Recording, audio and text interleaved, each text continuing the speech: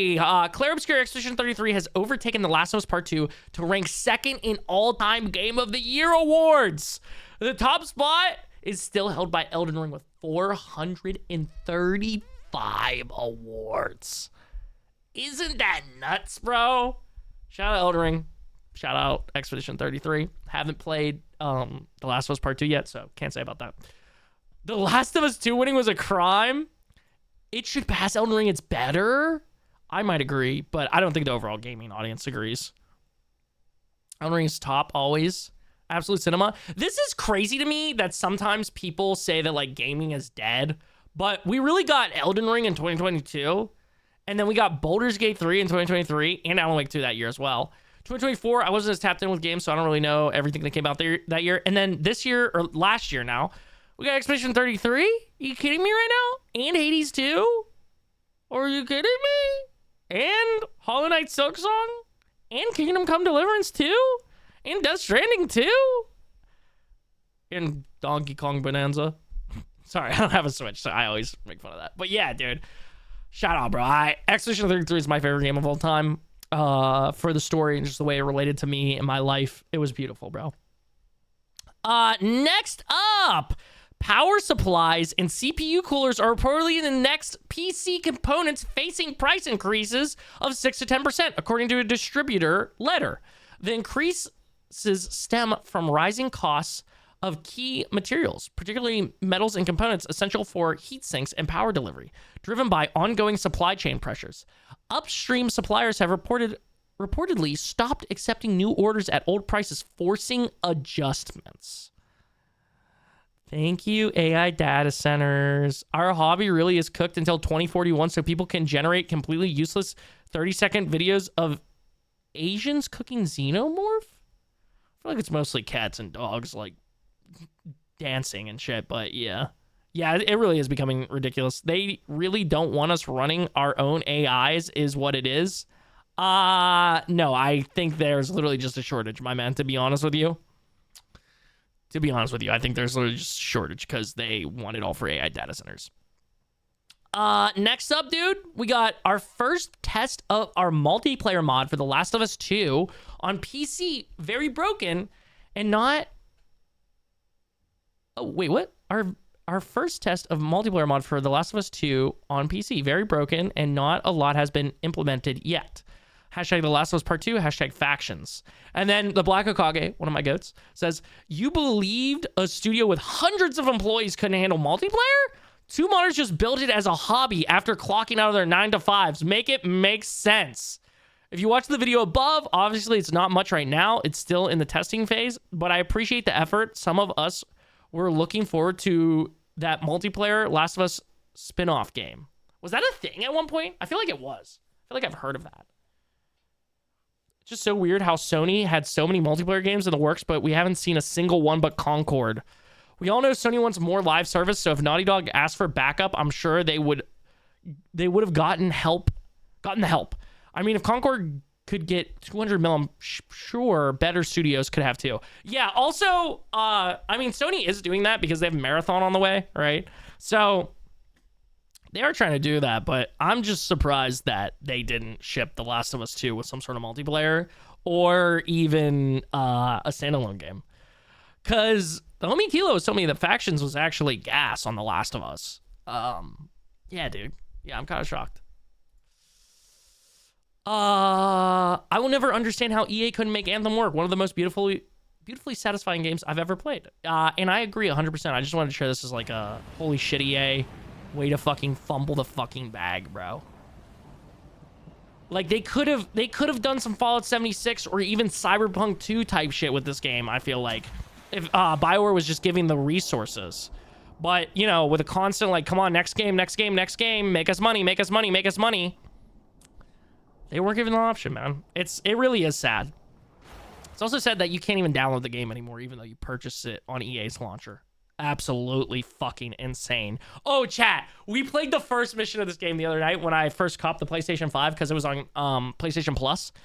The Clone Wars video game from 2003 is, without question, one of the most underrated Star Wars games ever made. Used to play this on my PS2 all the time and honestly still do. Love how you can pilot all of the ships, and the story is really fun too. Super overlooked. And I agree, because I feel like a lot of people talk about Star Wars games in the early 2000s, and it was so stacked, but nobody ever even mentions this game, I feel like. Like, nobody brings it up.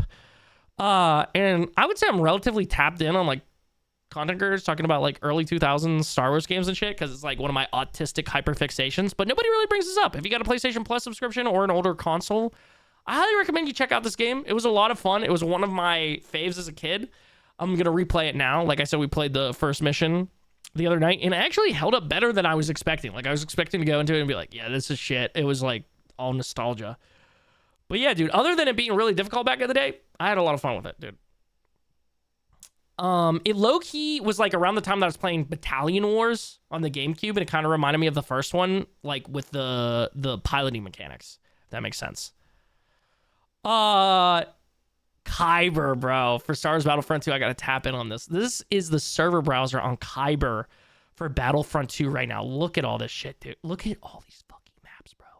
Look at all... Oh my god, and a lot of them are full. Dude, this is incredible. This is incredible that they're able to do this. I mean, you know, a lot of these are like 2, 1, you know, whatever. But still, that's a lot of people, bro. That is a lot of people on Kyber alone. And people said Battlefront 2 was dead. I think there'll always be a community for this game, just like there's still people playing the original Battlefront 2 on PC, which is insane. It has more players. I did a video about it a couple of months ago where I was trying to play the Star Wars Battlefront Classic Collection multiplayer because I didn't know that 2 still had servers up of some kind. And there was nobody on that shit, bro. There was literally nobody on that shit. But there was people on Star Wars Battlefront 2, the OG. Rumors say a massive open-world Lord of the Rings game may be coming, a fully explorable Middle-earth with deep lore. Now, a massive open-world Lord of the Rings game is coming soon, and it aims to go beyond Hogwarts Legacy. Now, this is all hearsay, right? So I don't know if this is true. It just popped up in my feed. I thought that was cool. Does Warner Bros. Own the rights to Lord of the Rings?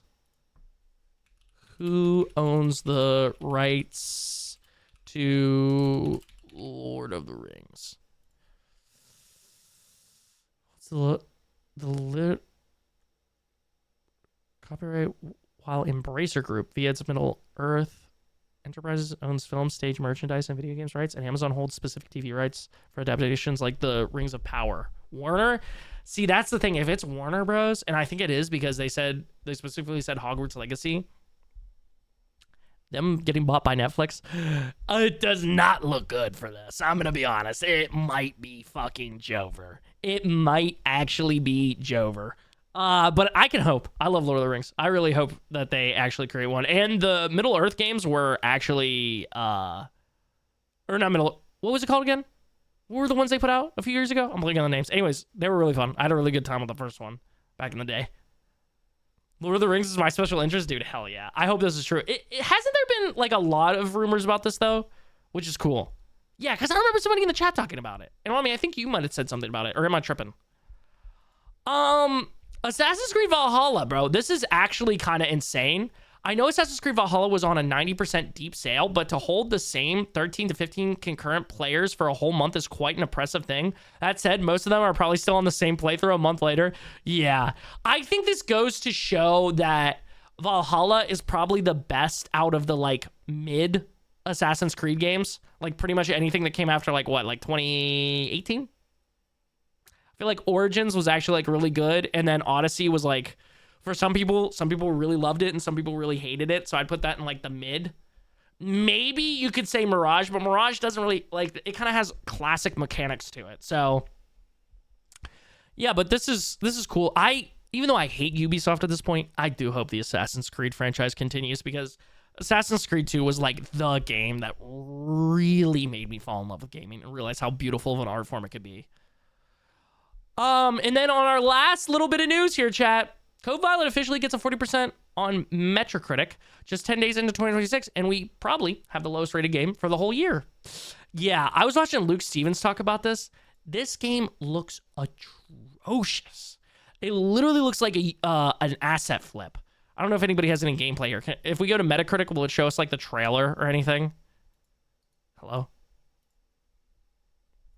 Yeah. Oh my God. User score 2.9, 40. And I know you shouldn't listen to Metacritic, but I feel like the user scores are usually pretty, you know. Yeah. Look at this shit, bro. Look at this.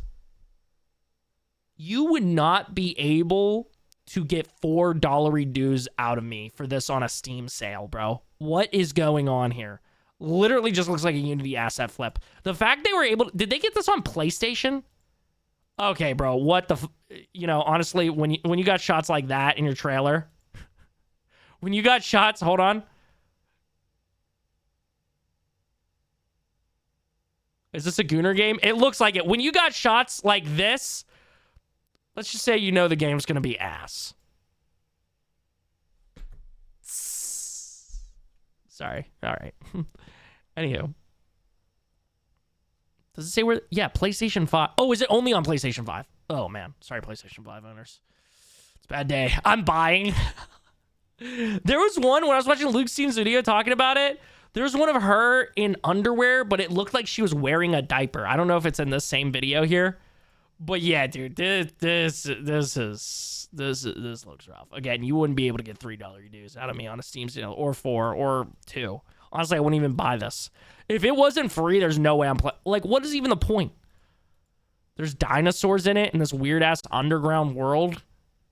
Yeah, I'm good. Yeah, I'm good on this. I'll wait for Tomb Raider. Thanks. Thank you, PlayStation.